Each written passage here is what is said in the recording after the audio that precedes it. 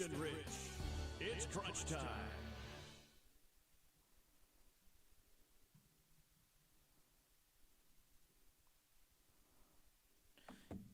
It's crunch time here in the studios of 91.9 FM. Jeff Matthews, Ashton Rich, Brad Bader in the studios. I don't think we even knew we were going to be coming live right now. But I was just told that we are officially live, so here we are. We are just going to jump right in. Just to let the producers and everybody else know, I do not have a timer on me, so just kind of let me know when we got to keep it rolling. But anyway, it's kind of been a little bit interesting in the sports world the past few weeks, last week especially. Just a lot of things kind of going on. And then now we kind of come into this week, a lot of things going forward. Baseball season's right around the corner. We're looking at a lot of NFL movement, kind of anticipating what the draft's going to look like, especially after the first couple rounds. And then we got to look at basketball season's kind of getting towards the end right now. March Madness is finishing up, I believe, next weekend. I mean, it is going to be quite an interesting next few weeks. But to start things off, as always. Don't ask me how my weekend was. As always. Brad, how was your weekend? Fantastic. I was able to buy myself a new whip. Okay. Got a 2021 Jeep Cherokee Latitude. Blessings. That is wild. That's awesome. I can't wait to buy my first ever car. I bought my first car last summer. Massively overrated. Nice. It's massively overrated. Massively overrated. Yeah. Take the paid off as long as you can keep it. Yeah. No joke. Oof. Hopefully, I'm trying to get to the point to just pay cash for it. You know what I mean? Go the Dave Ramsey way. Yeah. Always going to have to, pay cash for things. My weekend was actually pretty fun. I went down to Chattanooga for the weekend. I saw that on your social media, buddy. Yeah, How was that? It was interesting. Ended up hiking. I'm not a big hiker, but, when the whole group says we're going to go, you kind of just got to go. So my thighs are on fire right now. Chattanooga has some beautiful hiking trails, but they'll put your legs to the test if you're not prepared for it. I bet. But it was a good weekend. We had a great time. We went down there to go actually do one of the Ruby Falls, I believe, and then we were actually going to go do some golfing on Sunday. Rain did not let either one of those things happen, so we ended up just going and doing a couple of axe throwing places, and then we went to a couple of places downtown. Anyway, it was a good time. Had a great time. Glad to be back. Ready to get back into work. So with that being said, we're going to start things off with Austin Peay football. Tight game this past weekend against Jacksonville State. It looked like it was a strong defensive game. So, I'm not going to lie. I did not watch the game on Sunday simply because I was going into the week of, we just lost to, Martin. Like, Jacksonville State hadn't lost yet. They're, top 10 in the nation. We're probably going to get smoked. And then I was pleasantly surprised Sunday night to open my phone and see, oh, wow, we won 13-10. All hell. So, in looking through the box score, neither team particularly played well on the offensive end. Austin Peay, really the one bright spot on the day offensively for really either team was D'Angelo Wilson, 10 catches, 130-something yards, and a touchdown.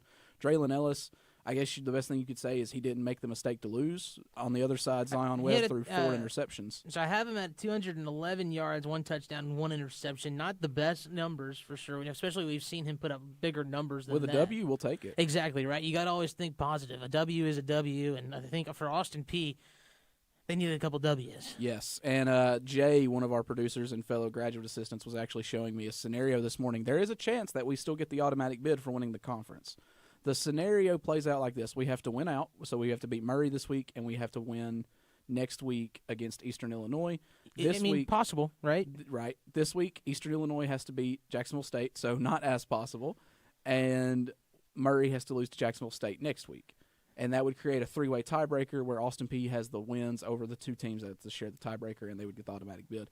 But I haven't seen betting lines for the Jacksonville State EIU game, but I'm going to go ahead and say that Jacksonville State, Jacksonville State team is probably going to be favored by a couple touchdowns. I think you're probably right on that. Austin Peay has just kind of had some ups and downs. We've seen some progress in Draylon Ellis. He's come in, he's had a couple of really good games, a couple good performances. Had a couple of times where there were a couple mistakes made, things didn't progress. Definitely put some L's in that L column, but going forward, like you talked about that scenario, it's still a possibility, and we've seen the Governors come back from some down positions. They were just kind of trying to figure things out, but they've been able to pick things up before. So hopefully in the next coming weeks they can do that, and maybe we can get another bid into the OVC, into the playoffs here. But the biggest question I have for you, Ashton, is do you think that Austin Peay can go far into the playoffs? It just kind of depends. I think that the field this year in the FCS is not as strong. Your Central Arkansas, your North Dakota States, your Eastern Washingtons, your Jacksonville States, they're always going to be there. Your James Madisons, for that matter, Villanova. But I just, it kind of really depends on who you get matched up with. I think that, because a lot of teams are experiencing, some guys that are opted out, some guys that aren't playing due to COVID and other things like that. So I would have to say that football a lot of times can be a lot like basketball. It all just depends on who gets hot at the right time. But I just don't. First or second round, maybe. Definitely not as deep as the run they made in 2019. Absolutely. I think you're right on that. I think it's also really weird because of the situation that they're in. I mean, you're playing in the spring, which you've never done before. Brand new head coach. A brand new head coach, which, I mean, I think a lot of people thought that was kind of wild, that whole situation that happened with our previous coach. But, do you think there's people who are playing football right now in this conference, and actually even in this whole entire league right now, the SES, do you think that there are people who are not taking it too seriously because it is COVID year? I think it's the opposite. I think a lot of coaches are seeing it as an opportunity to get extra work in an off season where you might have gotten a lot of work in the regular season. If you're, an Austin Peay, a team like Austin Peay who played 3 or 4 games in the fall, you get to come back and play, 8 or 7 or 8 more in the spring. And so I think a lot of coaches are seeing this as a good opportunity to quickly implement systems if you're a new coach, but I think it can also be detrimental on your end where if you have prospects who are looking towards the NFL or other leagues, maybe they're not trying to put as much effort into it just because they're trying to, save their bodies or something like that. I think that does make sense, but I think you're right. I think you mentioned like a new head coach like we have. I think it gives them an opportunity to really make progress because you kind of come in and, it's not that you're not taking this season super serious, but what it is you're now just kind of using this season as a way to kind of implement your ideas into the team, and then that way, during that off season, your team has now already been prepared for what you're going to bring in the fall. And especially for Coach Walden here, I think it's a great thing because you got hired in like December, I believe, November, December. So typically when you get hired that late in the process, you have the whole off season and you have spring camp and you have the spring game. So you really only ever see your system live full speed like once. Correct. In this instance, you're getting to see it live, full speed, and you're getting to see the progress week to week, every week throughout the spring season. So I think it's going to, especially for a first-time head coach like Walden, well, not first time, but first time at a larger stage, because he was the head coach at Eastern Texas Baptist, I believe, was the school. I believe so. I think it's a good way to kind of, the measuring stick and kind of figure out, okay, where are we doing well with my system and where are we not doing as well in the system. I think you're right. And then also, I mean, thinking about just the players individually, I mean, some of these players who, maybe aren't getting that many repetitions right now are just trying to learn the system, trying to figure things out. And, sometimes it takes a while for these players to really grasp what the coach is trying to do. You give them a full season like this, and then you bring them into the fall. Well, I mean, now they already know what the system looks like, and they can kind of work on perfecting it in the offseason. Absolutely. And as a player, it always helps when you can kind of make things – you can kind of compare things to what you know in the past systems. So, like a certain call on offense, like in the air raid as an example, their routes for wide receivers are all done by numbers. So a 9 is like a go route. A 7 is like a post. In a West Coast system, it might be called something completely different. But if you can say, okay, well, this is the same as a 9 in an air raid, if that's what you know, then that helps a lot in the learning process. Absolutely. We're going to go ahead and move on to our next topic. This one kind of, for me at least, kind of came out of nowhere, kind of a little bit. For all of us. I mean, it came out of nowhere, but yet again, when you really think about it, it made sense. Sure. I think it's just kind of the truth of the matter. Coach Matt Figure of the Austin Peay men's basketball team has officially resigned from his post and is moving all the way down to Texas at the University of Texas in Rio Grande Valley. Yeah. Do we just have like a coach exchange program down in Texas? I think so. I think that's what it is. I got a good guy. You guys send it. I'll send this guy. No, this was definitely a shocker. It really, I mean, yes, the timing of it was. A friend of mine posted on Facebook, and then he kind of mentioned the fact of using Austin Peay as a stepping stone. And I think for Coach Matt Figure, I think that was just I think that was just what his plans were. Sure, but if you're using Austin Peay as a stepping stone to go to the University of Texas Rio Grande Valley that I heard about 3 days ago, you're stepping backwards, not forwards.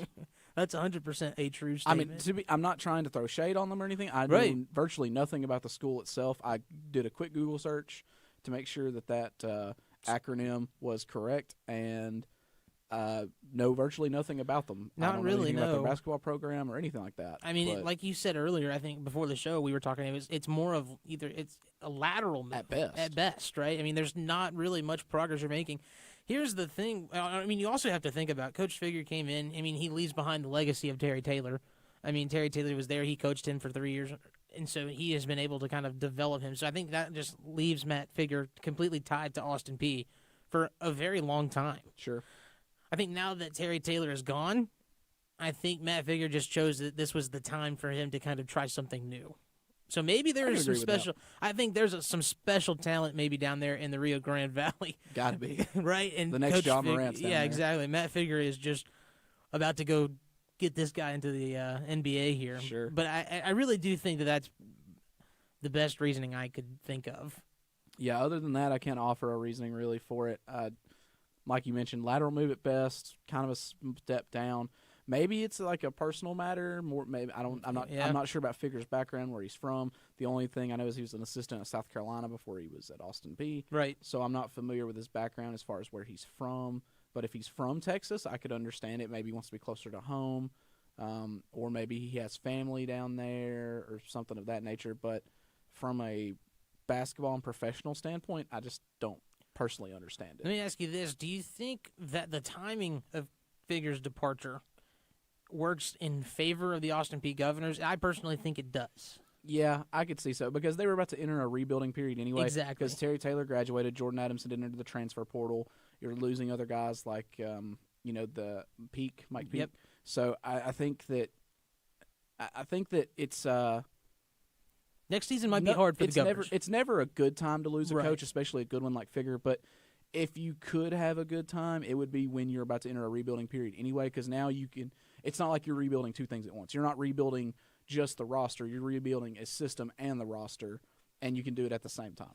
I mean, it's going to be difficult for the Governors no matter how you look at it. But we also think the women's team is also just getting used to a new head coach. I mean, I don't even think that they've had time to It's just a meet the team yet. bad- Brittany Young coming in. bad month or so to be I mean, Austin Peay really, basketball. the coaching system for Austin Peay sports in general, I mean, for the main sports, basketball, football, I mean, it has just been influx of coaches just kind of jumping in and out, which, I mean, Grady, I start to think these people have careers and they have things that they want to do in their life. So, I mean, if they're compelled to leave, I mean, that's just how things go.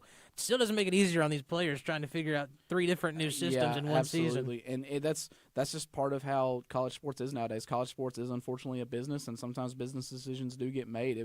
We saw it a few years ago with Will Healy. He told the team he was going to stay, opted to decide to go to the University of Charlotte instead. That's just part of it. College football is a business at the end of the day, and as an athlete, you kind of got to make the choice you want to make, not based on the coaches or the staff, but on the school, and things like that. Because coaches never really stay concrete for long unless you're the Dabo Sweeneys or Nick Sabans of the world. I was about to say, Nick Saban will never retire. Yeah, Nick Saban will never retire. Nick Saban will stay at his post. He will I think he'll own have a the- heart attack on the field. He'll own the university. It's fine. That's probably a good. He will buy too. it from the state of Alabama. Who do you think it would be the next head coach of Alabama? I don't even Dude. think they're born yet. Honestly, I wouldn't be shocked to see Lane Kiffin as the next head coach. That's purely speculation. But, I mean, let's say Nick Saban retires in the next 4 or 5 years, and Lane Kiffin's had a couple of, 8 to 10 win seasons at Ole Miss. I could see Alabama saying, hey, Lane, you were our OC for a lot of great years under Saban. Do you want to be his successor? I could see it. Could definitely see that. Butch Jones going in there. Yeah. Butch Jones, the coffee boy now. Coffee boy. Yeah, what's his technical title? Like defensive analyst or something like that? I thought it was player support. Something like that. Something that's just a made-up role, yeah. basically. I mean, kind of a made-up role. Yeah. Mostly. Or the get-back coach. Yeah. Those are my favorite ones. Yeah. Come on, coach. Those are my favorite coaches. Let's jump into our next topic. March Madness has kind of just been... It's some madness. It's madness. It's madness. So, as of right now, Baylor and Houston are set for the semifinals. And then we're looking at Gonzaga and USC for the West, and then Michigan, UCLA for the East.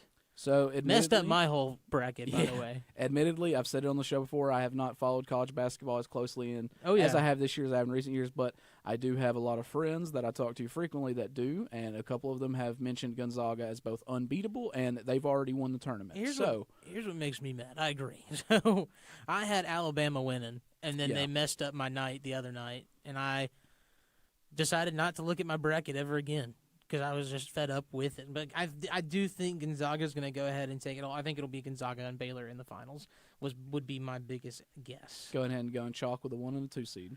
Yeah, because I mean, look, if I had to pick a team, I've always kind of more gravitated towards Baylor. But after watching Gonzaga play, I just don't know who can beat them. See, I've heard that from everyone that I've talked to, and I guess I need to get on the train and start watching some Gonzaga basketball because apparently it's just incredible. It really is. I mean, it's just exciting to watch. I mean, March Madness. This is honestly my first March Madness that I have really watched at all in its completion, and I am really impressed with watching Gonzaga. And I remember watching them a few years ago and being really impressed with them, and then just to kind of come in and get to see them kind of make an actual run for it, it's been pretty exciting. Absolutely, yeah. Gonzaga, they've kind of always just hung around, and now they're kind of getting their turn atop the pedestal. Brad, what's your thoughts? I had Brazil to go all the way. That was pretty close. I think they almost made the tournament. All right, Brazil. Anyway, I love it. This is another topic. This is kind of a weird topic because we don't usually talk about some controversial matters on the show. We try to keep it PG. But I mean, I think this is such a big moment right now that I feel like we need to just discuss it for a little bit here.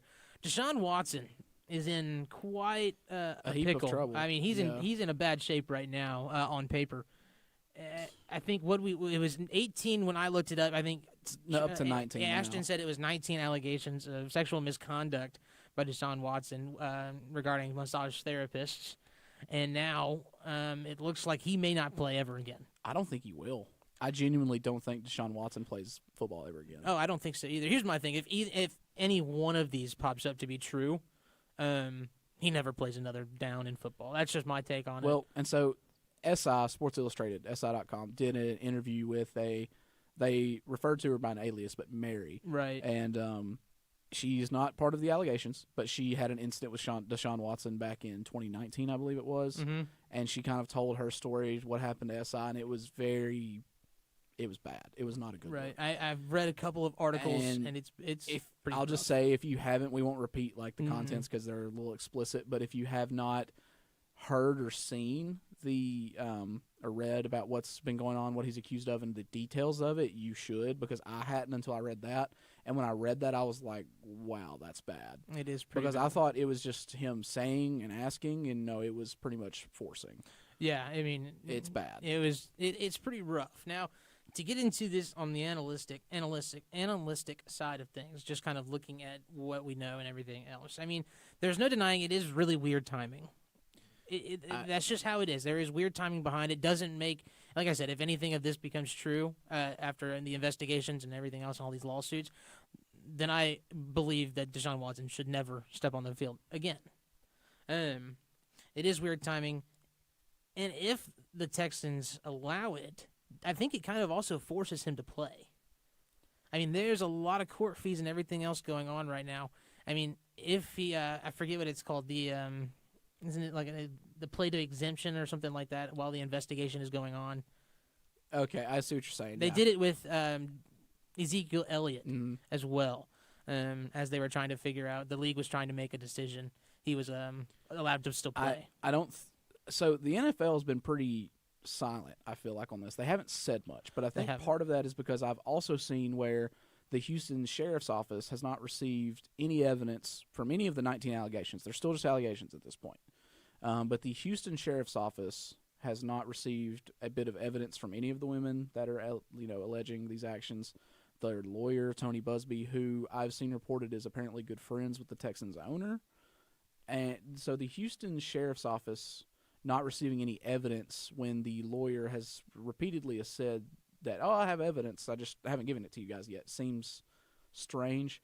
Obviously, you're not going to assume that 19 people are all saying right, that doesn't make sense to me. Yeah. One person, okay, 2 people, no, 3 people, okay. Like we're pushing it.